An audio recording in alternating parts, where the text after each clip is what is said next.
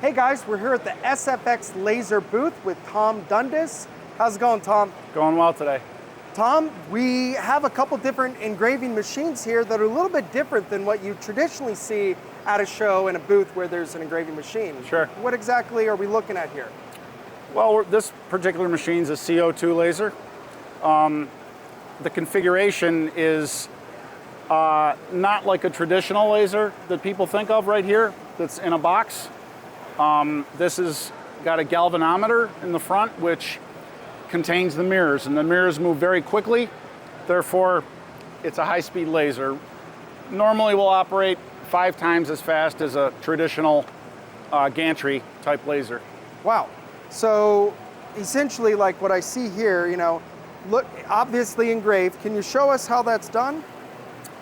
Well, we're a little informal here the way we're set up at a trade show. You'd normally have tooling and this machine would have more protection, operator safety and so on, but for transportation and quick setup, this is how we did it. Yeah. I'll just tip back this safety cover, and as you can see, there's a actual preview of where we're going to set this item down. And I'll just set it down and line it up.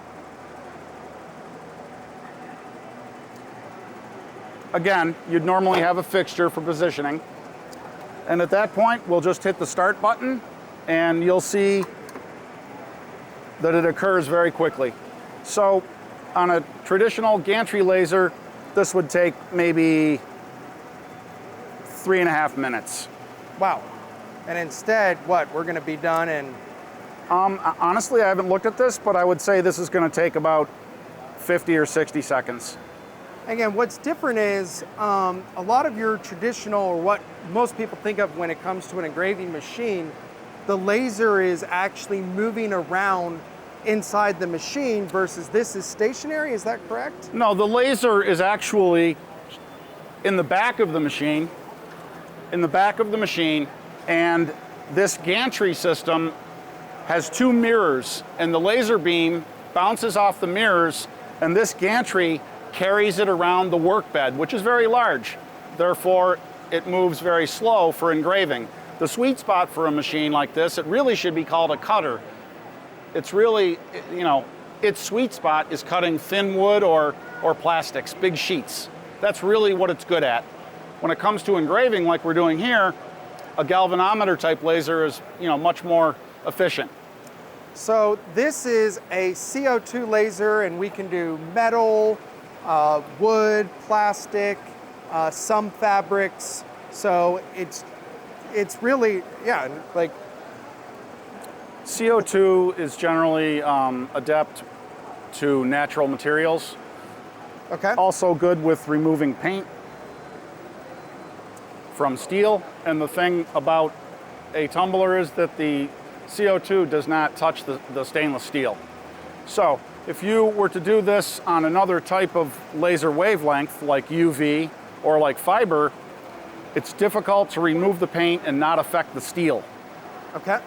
Out there in the industry, because fiber lasers have become such a commodity, you'll see a lot of people advocating doing tumblers with a fiber laser. But the fact is, you're actually engraving the steel, and it will rust at some point. So the proper way to do a tumbler is with CO2. Wow.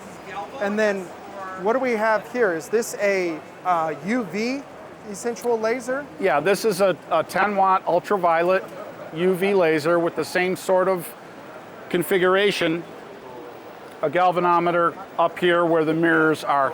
So what can this machine do that this one cannot? Well, traditionally UV lasers have been used in the PCB, electronics and cell phone industries. And recently, the price of the laser source has fallen dramatically. Okay. So you see more people, buying UV lasers, and the sweet spot for UV is glass. Okay.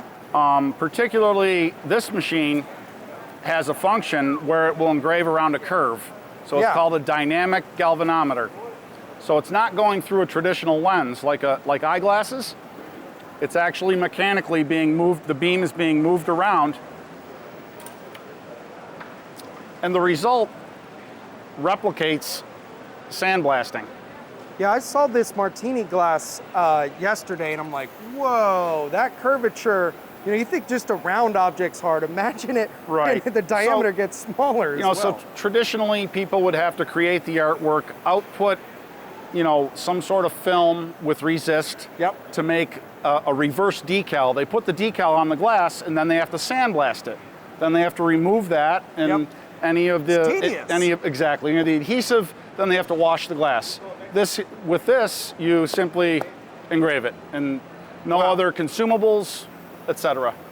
How much are we looking at for one of these two machines? Well, something, larger companies would probably require a little more safety, obviously, in a cabinet, for operator safety. But if you were to buy a machine just like this, right here, $12,000. Okay. And you could, put your own safety in place. If we were to add a cabinet or add some accessories, the price would obviously go up a little bit. And as far as safety goes, one, you don't want to put your hand or anything else under there that you don't want. Correct. And two, you have fume extractors to suck that fume out so we're not breathing anything harmful. Well, the biggest danger is to your eyes. Oh, really? Yes, and if you're not covering the laser with something like this is a UV safe acrylic. Okay. So this will block the nanomer value of this laser, and that green will block the nanomer value of the UV. I see now the UV, you're going to see that, essentially that purple light. Right, but in a production environment, you normally would not have it exposed like this, okay? We're just doing this for the video effect. So a machine like this, UV, having the mechanical dynamic that I described, where it'll actually chase the focus down a curve. So you actually put a 3D model of the drink item in the computer, and it tells the galvanometer how to go around the curve. Oh, wow. Okay. So it's mechanical. So that's called a dynamic galvanometer. This machine we would sell as is, again, without the proper protection, not in a cabinet. Bigger companies would require that, but we're selling it for $27,000. Wow. And where can somebody go to learn more and actually buy one of these machines? Well, they can go to sfxlaser.com, as you see up here on our backdrop. Perfect. We also replicate their website, and we are printandlaser.com. Awesome. Well, guys, you now know how, engraving can be done differently than, your traditional, essentially, cutter. Again, the curvature and what these things can do, very cool. Promo products just becoming more and more popular, but a lot of customers don't want to also go with a high run. So you can simply do a one-off, or you could do a large amount of with these as well. It is quite nimble. It is quite nimble. Fast. That's right. It's quite nimble for variable data. When you're changing the graphic constantly, there's really no setup. It's all done in the computer. Have to be a vector? It does not have to be a vector. It can be a raster graphic. It just needs to be a certain quality.